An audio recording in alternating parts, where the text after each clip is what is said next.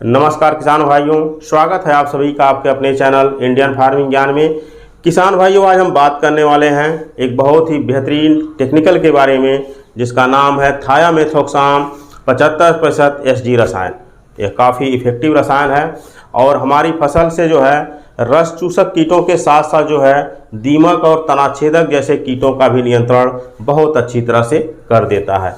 रस चूसक कीटों में जो है यह सफ़ेद मक्खी, तेला, हरे पत्ती का फुदका, भूरा फुदका, थ्रिप्स और माहू कीट का जो है नियंत्रण बहुत अच्छे से कर देता है और इसका इस्तेमाल हम अपनी सभी तरह की फसलों में कर सकते हैं। यह 100% जो है पानी में घुलनशील है। इसका इस्तेमाल हम पानी में घोल करके जो है स्प्रे के माध्यम से भी कर सकते हैं और इसको हम बालू या रेत में मिला करके जो है अपनी फसल में छिट्टा लगा करके भी दे सकते हैं।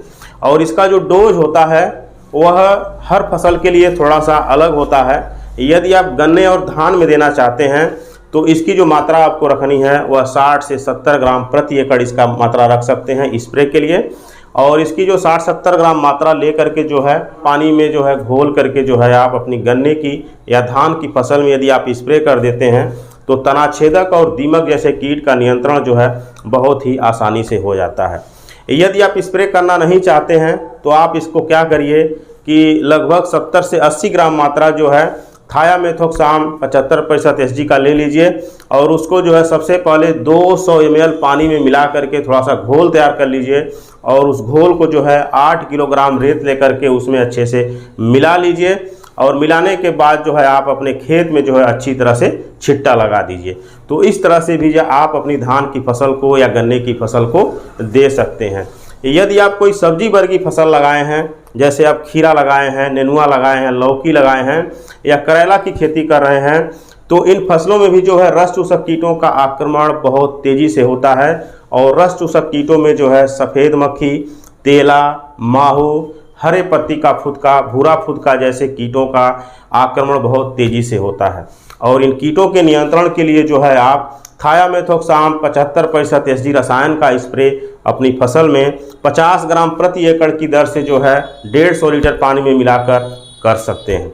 इसका आपको बहुत अच्छा रिजल्ट मिलेगा। यह कीटों को जो है कुछ घंटे में ही मार करके जो है पूरी तरह से ख़त्म कर देता है और लंबे समय तक जो है फसल में कीटों के आक्रमण को होने नहीं देता है।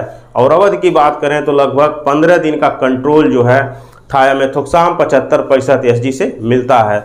आप देखते होंगे कि धान की फसल में जो है भूरा माहू कीट का आक्रमण बहुत तेज़ी से होता है और भूरा माहू कीट जब धान की फसल में आ जाता है तो धान की फसल को जो है काफ़ी नुकसान पहुंचाता है। यह क्या करता है कि धान के पौधे का जो तना होता है उससे चिपक करके जो है तने भाग का रस चूस करके जो है पौधे को काफ़ी कमज़ोर कर देता है और परिणाम क्या होता है कि यदि इनकी संख्या बढ़ती गई तो धीरे धीरे जो है पौधा कमज़ोर होता जाता है और लास्ट में क्या होता है, सूख करके मर जाता है। तो इस कीट के नियंत्रण के लिए भी आप धान की फसल में जो है 50 से 60 ग्राम प्रति एकड़ की दर से जो है 150 लीटर पानी में मिला करके जो है आप अपनी फसल में स्प्रे कर सकते हैं।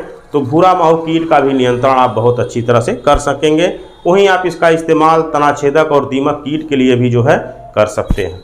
तो आप इसका इस्तेमाल स्प्रे के माध्यम से भी कर सकते हैं और इसका इस्तेमाल आप बालू या रेत में मिला करके जो है छिट्टा लगाकर भी कर सकते हैं।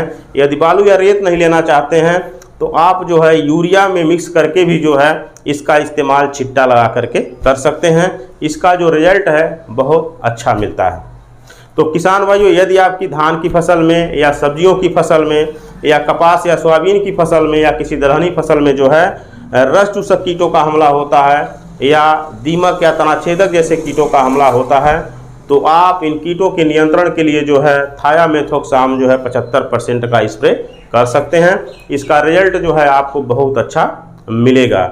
यह जो टेक्निकल है इसका अलग अलग नाम दे करके जो है कृषि से संबंधित दवा बनाने वाली कंपनियां जो है अलग अलग नाम से जो है किसानों को उपलब्ध कराती हैं।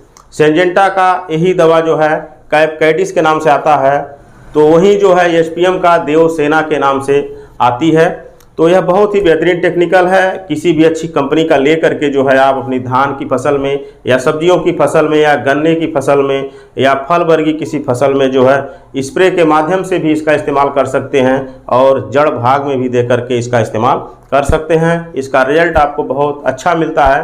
तो किसान भाइयों, जानकारी कैसी लगी कमेंट के माध्यम से ज़रूर बताएं। अगले वीडियो में फिर मिलेंगे, तब तक के लिए धन्यवाद।